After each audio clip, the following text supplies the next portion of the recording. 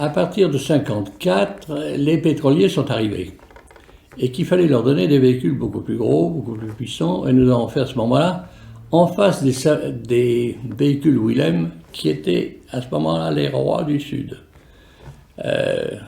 Nous avons des véhicules qui n'avaient pas une boîte à vitesse avec synchro, si bien que quand vous changez de vitesse, le véhicule était déjà arrêté dans le sable et qu'il fallait repartir. Donc nous avons, dans l'espace de quelques semaines, réalisé une nouvelle boîte à vitesse, et le TLM15, qui était avec un moteur de 15 litres de cylindrée, est devenu un des tracteurs essentiels au départ de Tougourt pour amener les tubes tout le long du Gassit Wheel.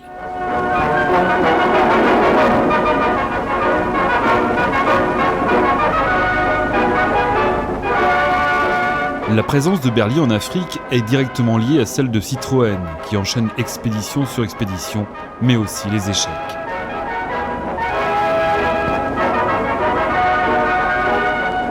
Berliet devient très vite un concurrent. Ces 6 roues n'ont rien à envier aux autochenilles confrontées aux difficultés du désert et multipliant les pannes.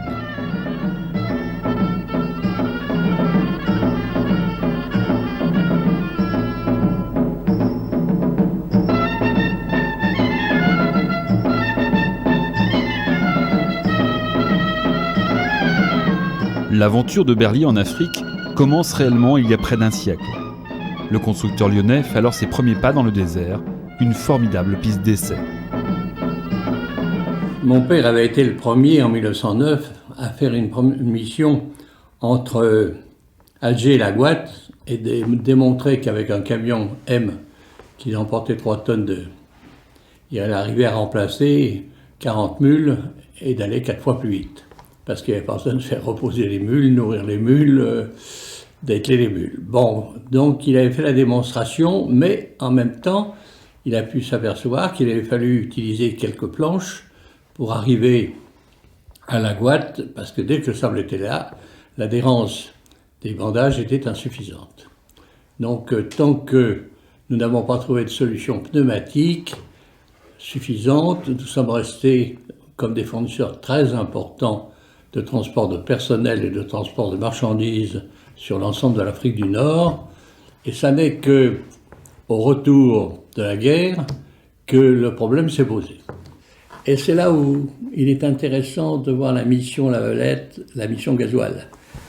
Ils sont venus sur place voir leur absence totale de service et qu'il fallait faire un effort considérable pour former les gens, pour mettre des dépôts de pièces de rechange. Moi-même, j'ai fait fabriquer des pompes par dessert, parce que le problème était de pouvoir démonter les pompes par sommet pour ne enlever que les éléments qui ne fonctionnaient plus et d'en mettre de nouveaux, mais ne pas envoyer des pompes à réparation. Et c'est là aussi où, à ce moment-là, après dessert qui n'avait pas les moyens de nous suivre, et que j'ai fait une liaison avec Sigma. Et Sigma a fait des pompes beaucoup mieux que les pompes Bosch parce qu'elles se démontaient par le sommet. Et voici la première partie de notre voyage, de la Méditerranée à l'océan. Au départ d'Alger, nous prenons la piste du Hogar, la piste la plus difficile du Sahara, mais où nous découvrirons des oasis de rêve. Au-delà, c'est la prodigieuse Afrique noire, Niger, Tchad, Ubangui, Congo, Cameroun. Le 1er décembre 1953, nous quittons Alger. Après avoir franchi la muraille de l'Atlas, toute végétation disparaît, c'est déjà le désert. Pendant 700 km, une route encore bitumée nous conduit jusqu'à l'oasis de Gardaya. Mais au-delà, commence la piste poussiéreuse qui serpente entre les dunes, sautille d'oued en oued, pour finalement se perdre dans la mer de sable. La route a disparu.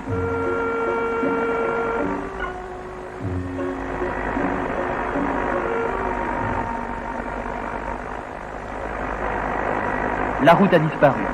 Inquiets, nous regroupons la caravane et nous essayons de retrouver les Redjem, petit tas de cailloux qui de temps à autre signalent l'emplacement de la piste oubliée. Mais le vent de sable a brouillé toutes les traces, et c'est à partir d'ici qu'il nous faudra bien souvent naviguer à la boussole.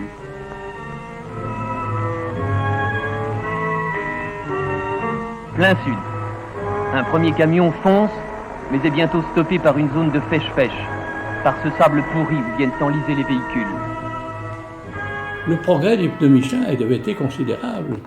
Si on avait eu des problèmes Michelin avec la mission de Nivelles, où on peut crever tous les 5 km, on n'a plus crevé que tous les 200 km. C'est-à-dire que le problème pneumatique était réglé pour pouvoir transporter de la marchandise et des hommes, puisque pour nous, c'était 3 véhicules pouvant transporter 10 personnes et qui ont transporté ce qu'on leur a donné à faire. Enfin, nous atteignons le cœur du Sahara, le Hogar. Il y a 3 semaines que nous roulons 16 heures par jour.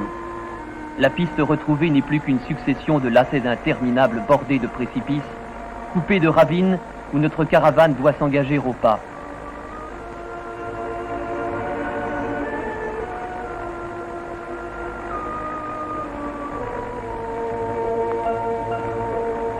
Parfois, notre route se confond avec le lit d'un oued desséché et nous suivons avec inquiétude le balancement des camions qui à chaque instant risquent de verser.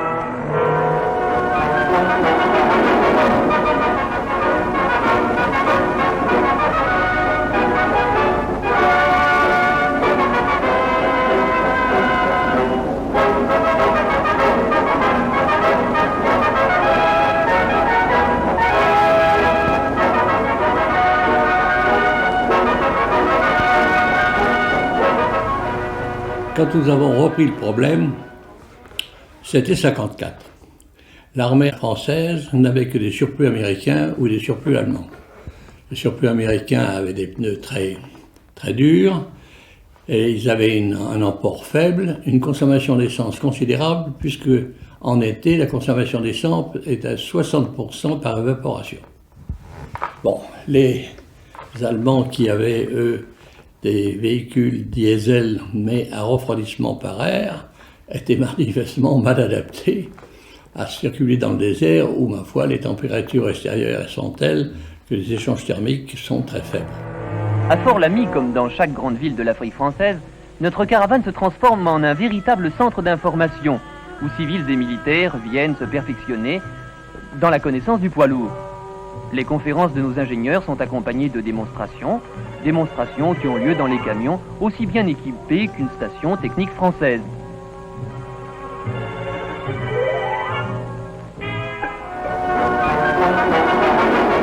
L'opération Gasoil est un succès, pas moins de 30 000 km en 5 mois. Mission accomplie pour le constructeur lyonnais qui perfectionne par la suite le GLC et pour la Valette qui met à rude épreuve son matériel d'injection et ses moteurs diesel. Mais ce n'est qu'un début. En 1956, le président de la Shell m'a dit « Voilà, comme il était mon fournisseur des huiles Berlier, nous avons une base, les transports sont difficiles, allez donc voir. » J'ai été là-bas et ils m'ont embarqué avec des 4x4 qui étaient de Panhard, qui étaient d'ALM, qui étaient de Berlier. J'ai conduit le Berlier donc d'El-Goléa jusqu'à Tibiboun. Je m'ai aperçu que c'était totalement inadapté. Nous étions tous avec des véhicules cabine avancée, donc les cieux avant chargés, des capacités d'emport faibles, c'était 3,5 tonnes, 4 tonnes, etc. Des moteurs pas assez puissants.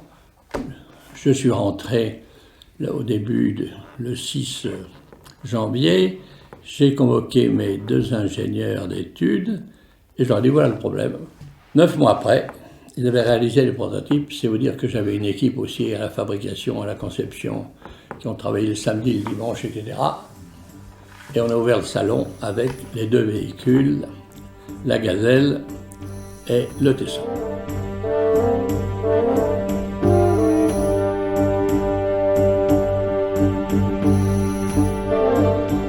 1957, l'opération Flottille saharienne est la première liaison lourde avec un champ de pétrole.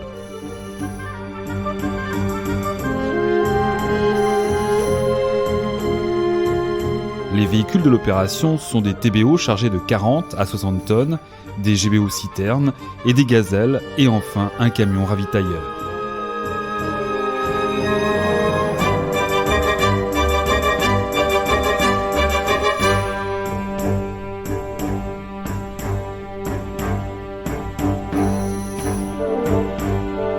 Cette mission de 5 jours est aussi la première à atteindre le tropique du Cancer en passant par le Sahara.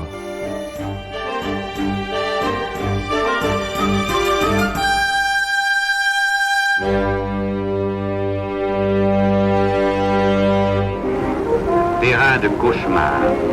Nous louvoyons sur des bancs de pêche-pêche, de sable pourri. Nous avons traversé le désert alors que souffle ce terrible vent que les Arabes appellent l'empoisonné, qui fausse la piste et rend le sable mouvant.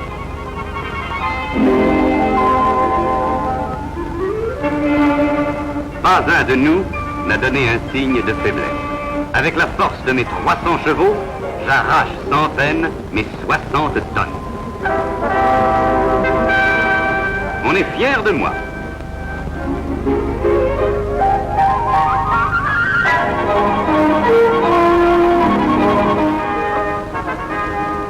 Et la grande danse a commencé. Secousse ininterrompue, la tôle ondulée. Plus nous avançons, plus la piste cache dans son tracé vers l'horizon les pièges sournois d'un terrain changeant dont il faut rester maître.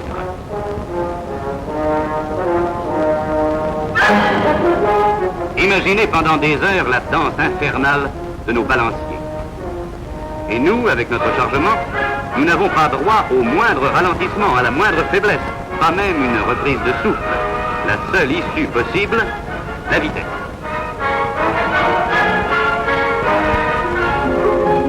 Petit incident, mais pas accident. La danse de nos remorques a fait glisser l'un de nos containers. Gazelle est déjà là pour le remettre en place. Mieux encore, nous faisons une soudure en plein Sahara. C'est étonnant ce que Gazelle peut avoir comme ressource. Il est midi, le thermomètre accuse 65 degrés à l'ombre. On ne s'arrête pas pendant le jour. La danse infernale durera jusqu'à la nuit. Jusqu'au moment où la boule de feu disparaît à l'horizon, là où le désert brûle comme une fournaise ardente et prend les couleurs chaudes d'un brasier qui s'éteint.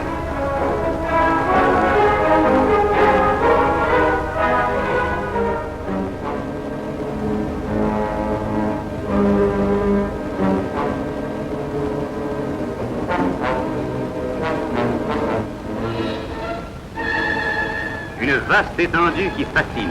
Révélation fantastique de la disparition d'un océan qui s'est retiré pour laisser à la postérité le secret de ses fonds. Quel âge peut bien avoir notre vieille boule qui se chauffe depuis toujours, semble-t-il, au soleil? Il faudrait peut-être interroger ses témoins tabulaires. Mais cela en vaut-il la peine? Le désert peut bien avoir ses secrets. Nous avons l'impression de voyager dans l'impossible, car on exige beaucoup de nous. Mais nous étonnons par notre endurance. Nous touchons au but. Nous sommes dans le désert rouge. Ma sirène pousse un cri de joie.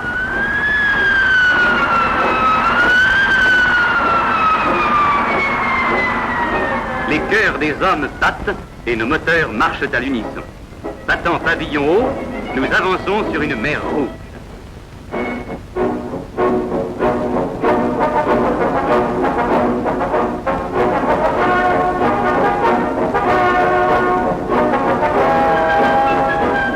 Pas une avarie, pas un incident, seulement une longue fatigue humaine. 5 jours complets de lutte.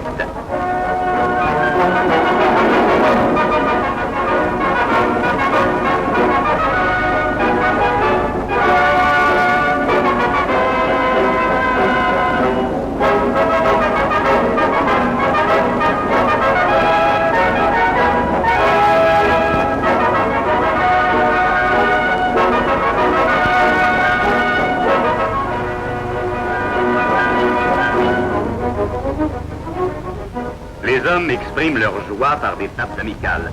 Ce qu'ils viennent de faire se passe de commentaires.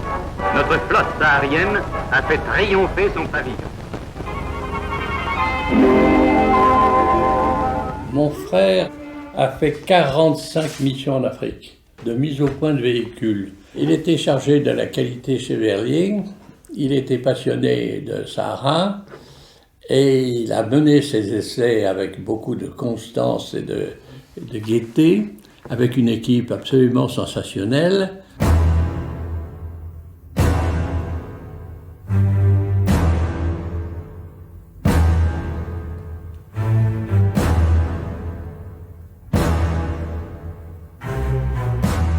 Maurice Berlier revient de l'opération Janet avec un film qui immortalise cette opération de 1958.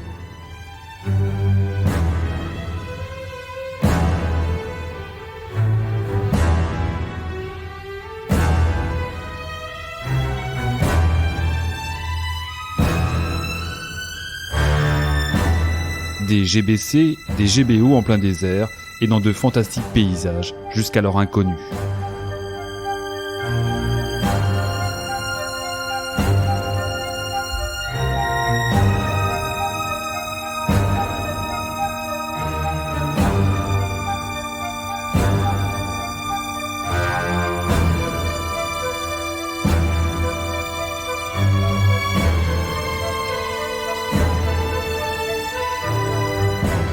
Notre base d'essai était la base de Tourgourt, parce que c'était là un transporteur très habile et très compétent, et qui était sur cette ligne du Gacituil depuis 1936 avec son père, où ils avaient déjà été avec des diesels de Sorare jusqu'à Janet.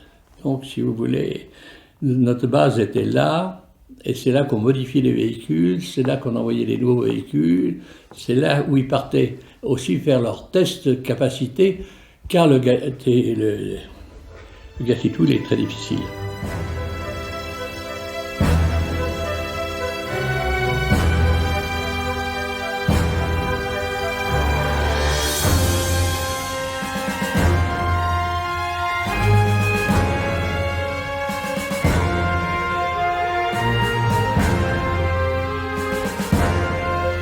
Cette liaison entre Tourgourt et Fort Flatters en 1958 n'est qu'un avant-goût d'une mission jamais organisée, l'opération Ténéré en 1959, avec une double vocation, technique mais aussi scientifique. C'est une mission importante parce qu'on ne savait vraiment pas où aller. Je vais faire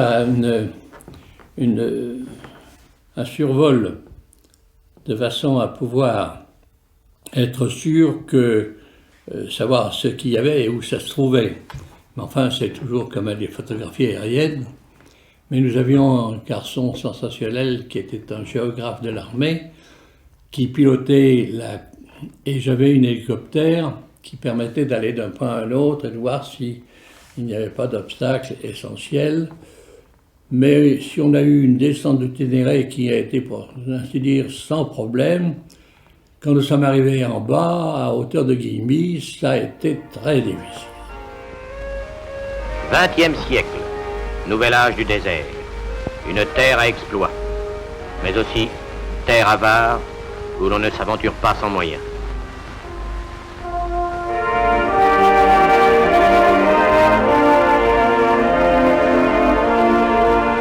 Nous sommes 50 hommes qui ont quitté leur activité, leur atelier, leur institut, pour aller vivre sur une terre reniée des hommes.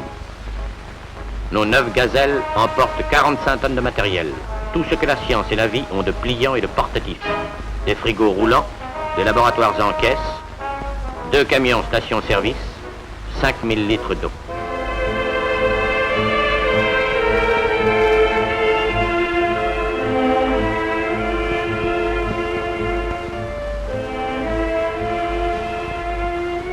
Janet la Blanche, dernière oasis, avant le plus redouté des déserts, le Ténéré.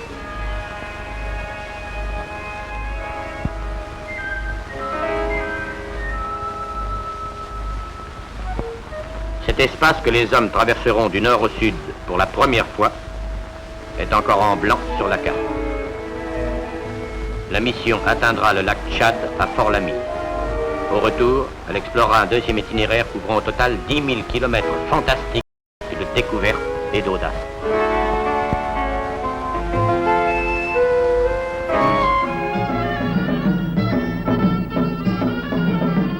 La caravane est composée de 9 gazelles et d'un hélicoptère. 9 GBC 8M66 équipés de moteurs magiques pour qui le désert du Ténéré se présente comme une piste d'essai grandeur nature. L'opération est plus qu'un convoi de camions, c'est un véritable défi humain, des conducteurs à tous ceux qui y participent. La gazelle est repartie en essai et a fait en effet une démonstration extraordinairement brillante de capacité de franchissement en tout terrain. Elle avait un moteur diesel 5 cylindres, 125 chevaux, une charge sur les essieux identiques, etc. Donc, pas de problème.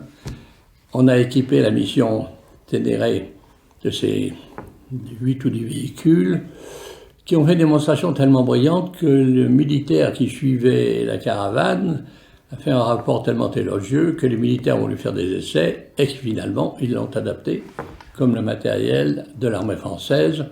Et de ce fait, toutes les armées africaines l'ont adapté aussi, si bien que j'ai lancé au début un programme de 300 matériels maximum et qu'on en a fait 32 000. 32 000.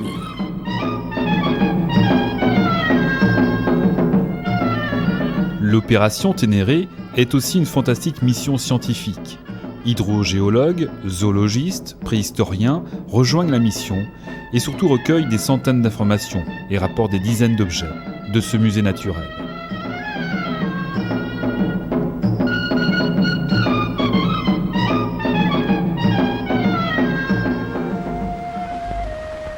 Soudain, un retour en arrière de plusieurs milliers d'années. Autour d'une tombe pré-islamique, les scientifiques sont émus. Une pierre pas comme les autres vient de jeter le trouble général. Le Pebble Tool, outil galet de l'ouvrier néolithique, vient d'être reconnu. Remarquez cette taille biface, la première ébauche de l'artisanat. Le coup de poing du premier âge servant à tuer pour manger. Ce terrain nu est bientôt transformé en éventaire d'artisans de la pierre. Jamais on n'a vu un tel stock d'outils galets et de bifaces. Un second témoignage vient confirmer cette présence humaine. La découverte d'une poterie intacte, gros potiron de 50 cm de diamètre, enfoui jusqu'à la collerette.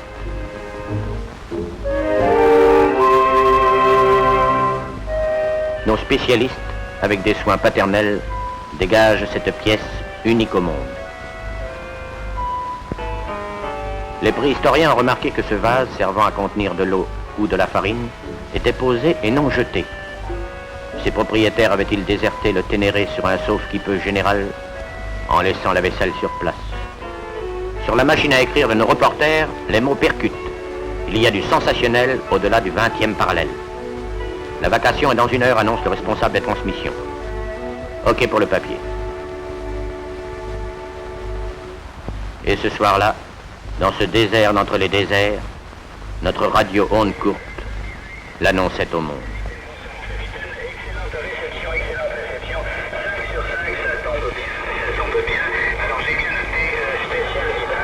L'importance de cette découverte par les préhistoriens de la mission Ténéré. Nous sommes en plein hiver, à 47 degrés au soleil. L'uniformité est accablante. Le désert a la rectitude d'un billard. L'éclat de la lumière est métallique, insoutenable. Ces vastes terrasses solitaires sont en réalité des véritables bazars néolithiques. Il faut voir le sourire victorieux du préhistorien faisant ses provisions. La merveilleuse vaisselle de nos grands-mères d'il y a 5000 ans, garnie symboliquement de nos vivres frais comme au temps de l'abondance. Où sur les bords du Tafasasset, on pratiquait la cueillette et le jardinage. Nous sommes des navigateurs en quête d'un fleuve perdu. On n'en découvre que le reflux sur le sable doré.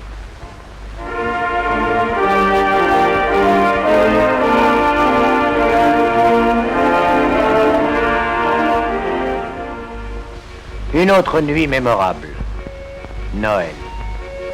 Nous nous retrouvons autour d'un épineux illuminé, l'intimité d'une équipe solide et décidée.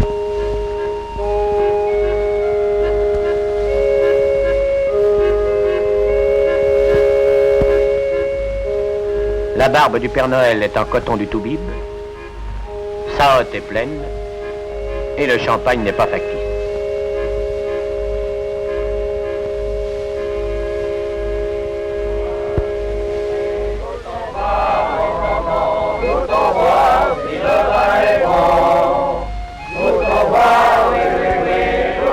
Premier Noël au Ténéré.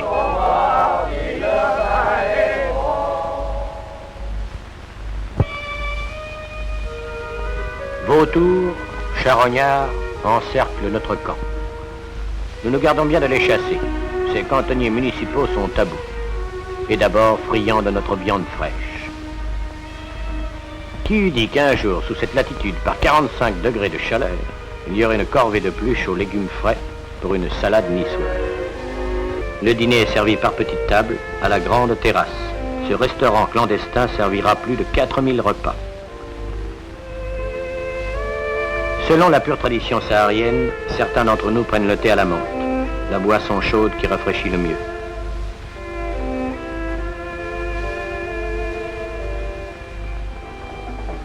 Le téléphone de la brousse est en dérangement. Le commando du rythme, en état d'alerte, annonce notre arrivée à coups de tam-tam.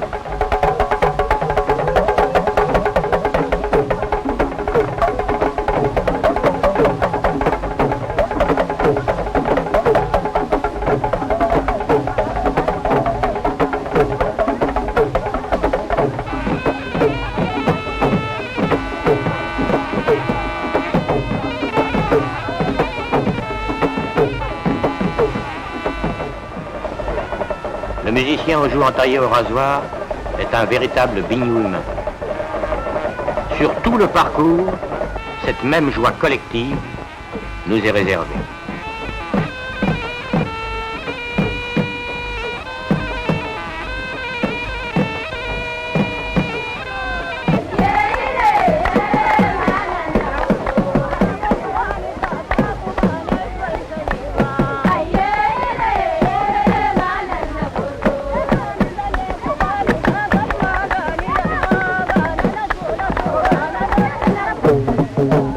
Mais en fait, nous avions réussi à faire en sorte que le Tchad ne soit pas coupé de la France par des volontés extérieures, politiques, militaires, ou ce que vous voudrez, et que le camion avait véritablement répondu avec des modèles différents, de plus en plus puissants, et avec des pneus de mieux en plus adaptés, avec des gens de plus en plus audacieux, à faire en sorte que le Tchad était ouvert.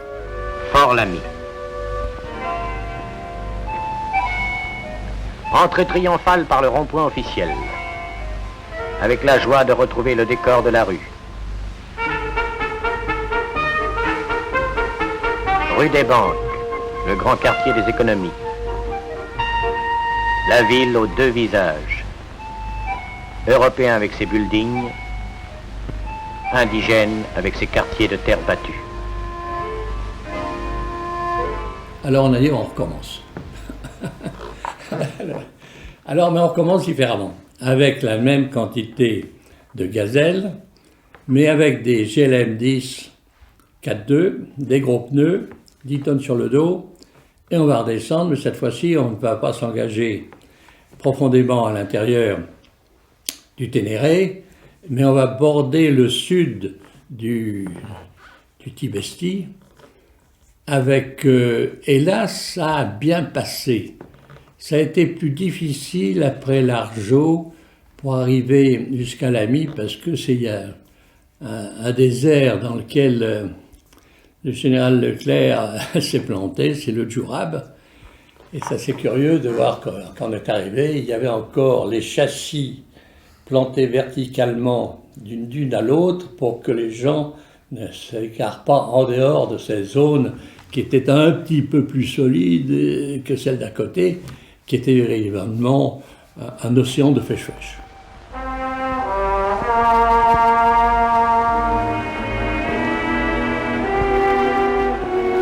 Outre la Gazelle, un autre véhicule est lié à l'aventure africaine de Berlier, le Tessan. Une prouesse technologique, mais un succès limité, au désert.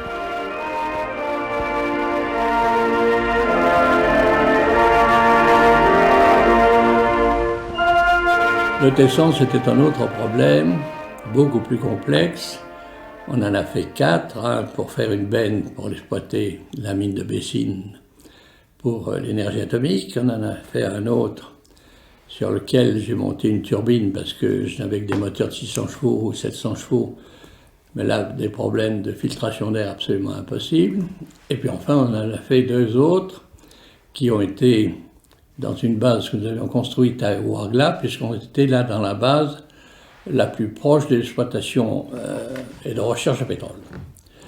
Bon, ces véhicules, ma foi, sont arrivés et ont commencé leur exploitation là-bas au moment où la France quittait l'Algérie.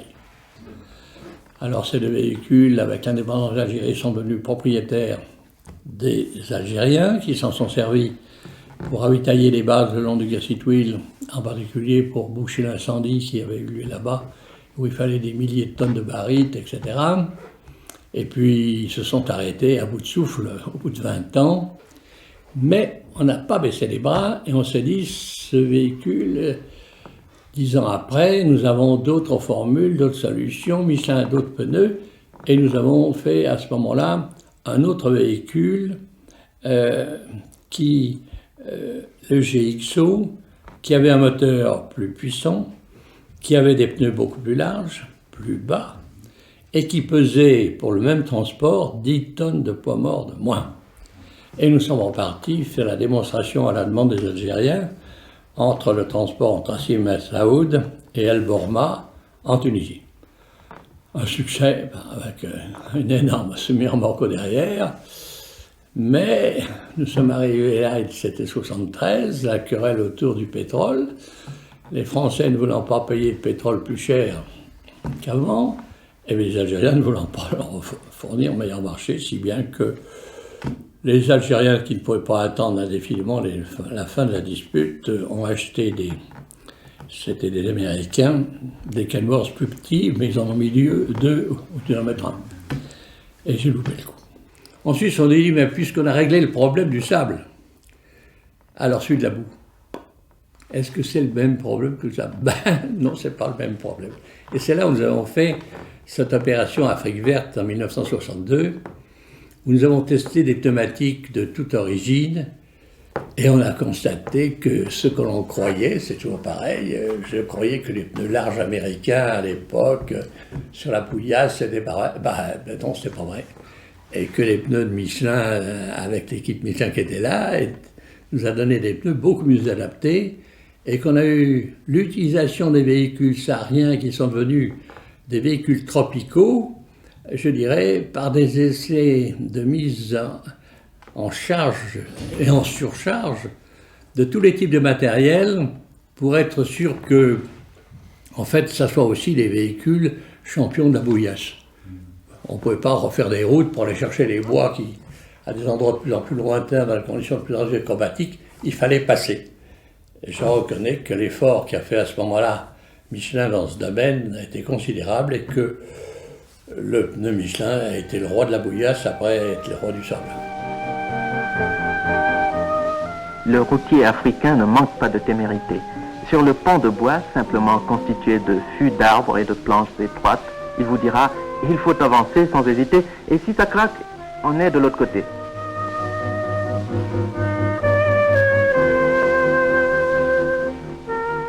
Certaines charges dépassent quelquefois la capacité du pont, et les traverses gémissent au passage.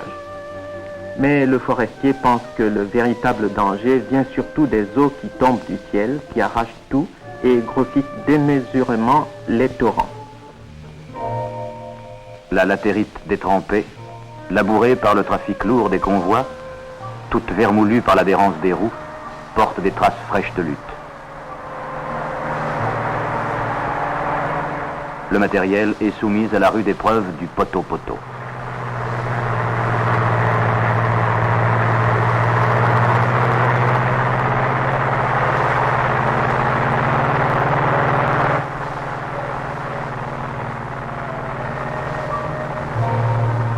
Au pilote de choisir le moment praticable. Au véhicule d'arracher sa charge, de se dégager par la force d'un enlisement certain et dans la foulée de franchir les fondrières inondées.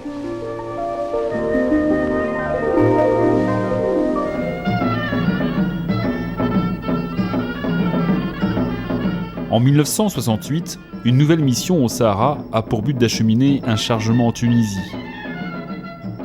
2 GPO de 430 chevaux effectuent l'opération sans aucun incident.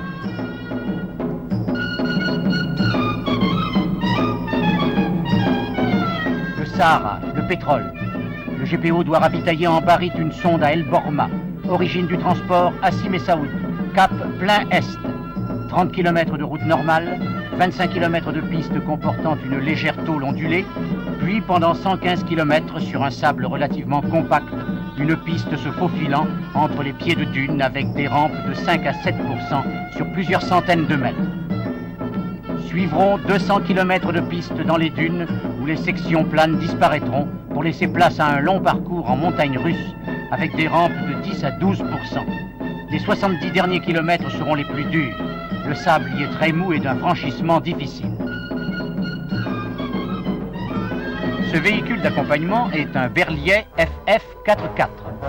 Son fort excédent de puissance et une monte pneumatique largement dimensionnée lui permettent de rivaliser avec les Fenech en se jouant des difficultés du sable.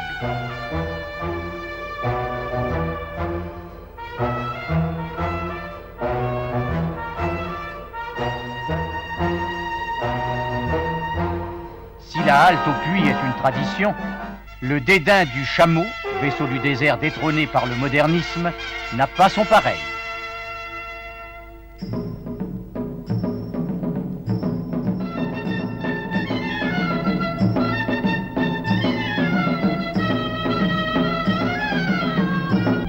Les montagnes russes. La bataille de la puissance commence. Le convertisseur travaille dur. La boîte de vitesse l'aide au mieux. Parfois, 10 passages par minute sont nécessaires pour ajuster le rendement maximum de la transmission. Tous les obstacles sont passés en force. Et pourtant, jamais le système de refroidissement du moteur ne sera inquiété.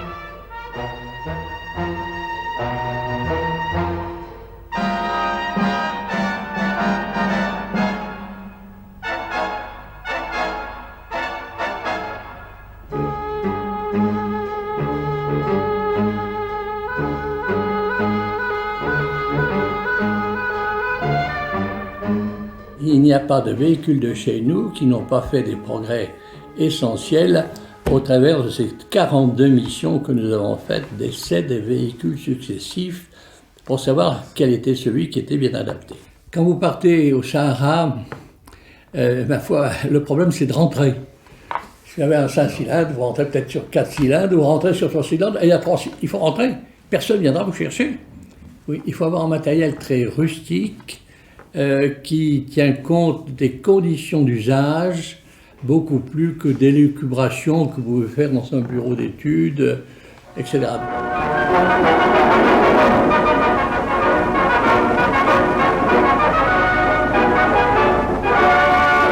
Berliet en Afrique, ce fut des véhicules créés avec audace et ingéniosité, sans aucun précédent.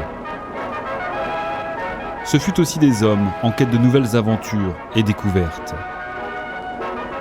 La Gazelle, le T100 ou encore le GBO, tous ont connu leurs heures de gloire dans ce désert africain.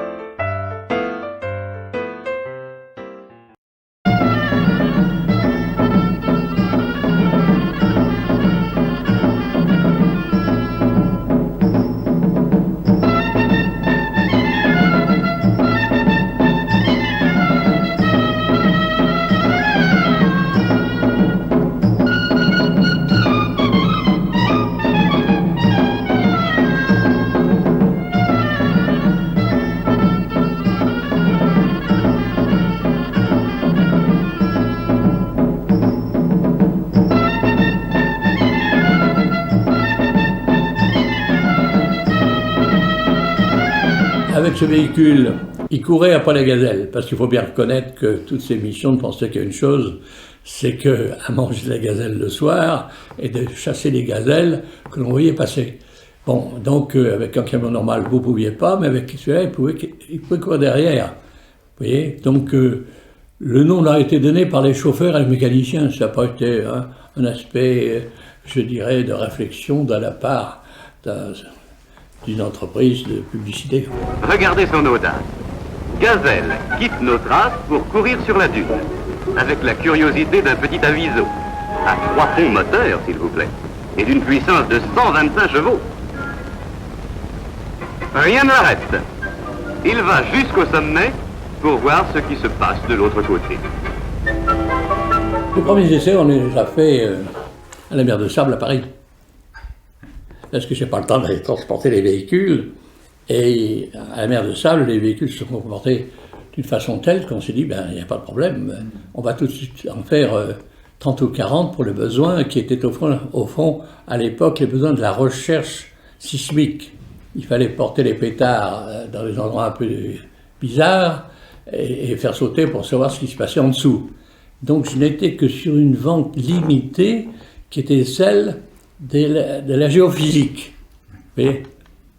Avant que ça soit un besoin militaire reconnu, on avait solutionné un problème qui n'avait à la fois pour être solutionné que les véhicules Dodge 4x4 et 6x6 qui avaient un emport très faible, qui étaient extrêmement fragiles et qui ne permettaient pas d'en transporter les volumes ou les poids nécessaires à la géophysique. Au départ, il faut bien voir que le Gazelle, c'est un véhicule spécifique. Ça veut dire 6 roues motrices, c'est un véhicule à forte motricité, c'est un véhicule mi-lourd, c'est-à-dire qu'il ne destine pas tellement aux chantiers classiques en France où il a un peu trop de motricité, un petit peu pas assez de charge. C'est vraiment, il a été proportionné pour le Sahara, pour le besoin des entreprises de transport, d'exploitation pétrolière, de prospection pétrolière, qui l'ont dimensionné, le nombre de roues motrices, la charge utile, le poids total en charge, la puissance, les capacités à évoluer dans des conditions climatiques difficiles. Tout cet ensemble de caractéristiques a été pris en compte pour les besoins des pétroliers et du Sahara. Basculer sur un relief qui s'écroule est une audace qui ne réussit pas à tout coup.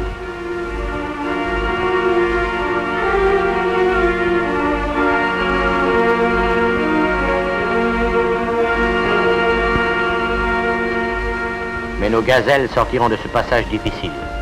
Elles se jouent du risque et sont d'une trempe que rien n'arrête.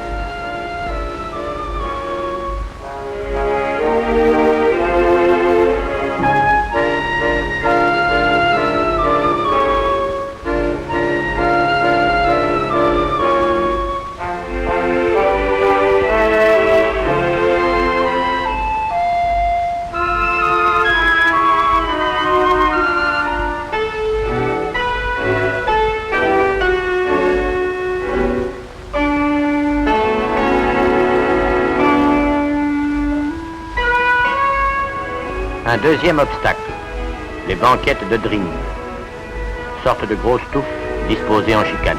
La voiture pilote s'est mise à cheval sur l'une d'elles.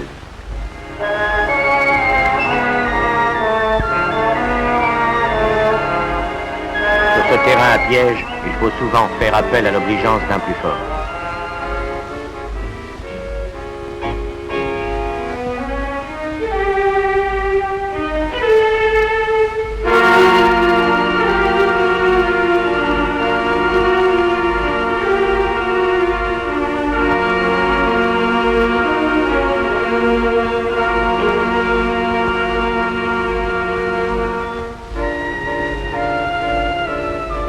La navigation difficile reprend dans ce moutonnement qui semble ne finir jamais. C'est une mécanique, alors curieusement, relativement conventionnelle. Donc il y a un moteur. Par contre, tout cela a été très bien conçu. C'est un véhicule dont on peut dire qu'il est d'abord bien né. D'où cette rencontre entre un marché et un besoin et répondre à ce besoin. Je dirais que j'ai une considérable admiration pour l'ingénieur Girard, qui a été celui qui l'a conçu, où en partant des éléments existants, C'était l'homme qui était autrefois chargé des études chez Lafly. Et quand Lafly a tourné de l'œil en 1951, ma foi, je me suis dit, tiens, avec toute cette équipe, je vais faire une unité de véhicules de voirie incendie. Et j'ai ramassé les 150 techniciens, concepteurs, fabricants, metteurs au point de Lafly, et c'est l'homme qui faisait les véhicules Lafly, vous savez, en petite quantité, parce que Lafly était un petit industriel, avec des ponts de Dion, qui était un véhicule qui passait partout. Et c'était avec des ponts Berlier, qui n'étaient pas aussi chers, qui n'étaient pas aussi compliqués, mais il a su faire usage de l'existant, parce qu'il le fallait tout de suite. Oui, c'est lui le génial, c'est Girard. Le pays de la peur.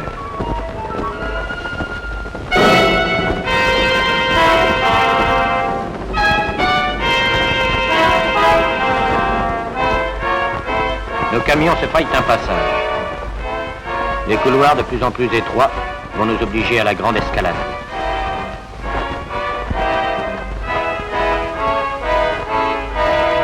Nos gazelles semblent avoir retrouvé leur élément. Le sable est comme la neige. Il faut savoir faire chousse. Sur ce grand toboggan, la virtuosité technique durera 7 jours.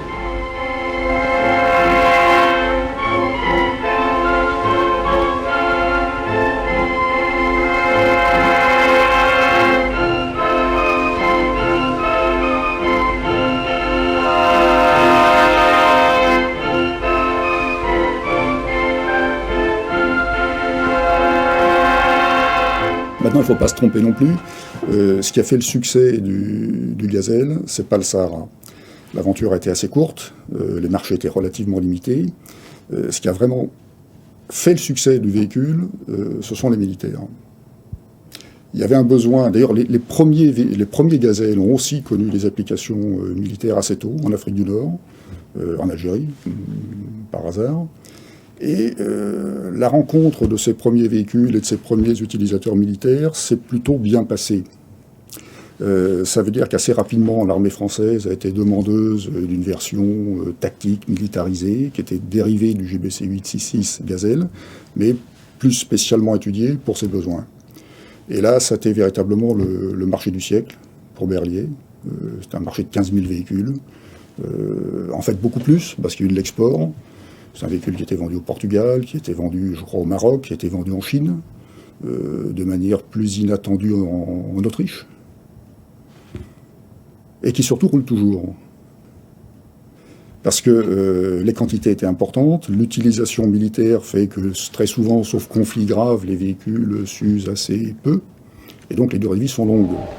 C'est le vent de la tempête, le vent de sable et son cinglant spectacle.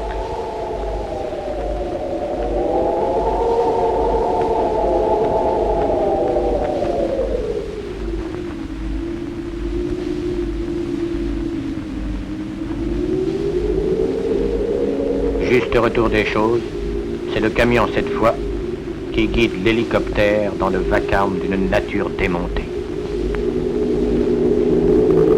Alors il en reste de très grandes quantités en unités qui sont totalement opérationnelles et elles vont le rester longtemps et d'autant plus longtemps qu'il y a toute une partie du parc à la fin des années 90 qu'il a été décidé de reconstruire, de reconditionner pour leur redonner une durée de vie suffisamment longue. C'est quelque chose qui se pratique couramment chez les militaires. On voit ça dans le domaine aéronautique en particulier. On voit les KC-135 avitailleurs, les B-52 sont des avions qui ont pareil 50 ans avec des étapes de reconstruction. Alors le véhicule qui a été reconstruit d'une manière industrielle, ça a été fait par Renault véhicule industriel, Renault Truck aujourd'hui. On a changé le moteur, c'est-à-dire que le polycarburant d'origine a été remplacé par un diesel moderne. On a changé la cabine torpédo de départ a été remplacée par une cabine acier également plus confortable. On a modifié les circuits électriques, pneumatiques, on a mis un freinage moderne. Et tout ça est censé durer repousser la durée de vie des véhicules jusqu'en 2015. En fait, certainement bien au-delà. Il va rouler longtemps. Alors, il faut voir les quantités produites. C'est plus de 32 000 véhicules sur déjà pratiquement 20 ans, 58, 77. Ça, c'est la production standard. Après, il y a des véhicules qui sont restés en unité, qui sont opérationnels en unité, qui ont été reconditionnés. Il y a à peu près 3000 véhicules qui ont été reconstruits sur le schéma qui a été dit, et ceux-là vont rester, vont largement dépasser les 50 ans, vont faire 60 ans, quelque chose comme ça, ce qui quand même pour un camion est tout de même assez exceptionnel.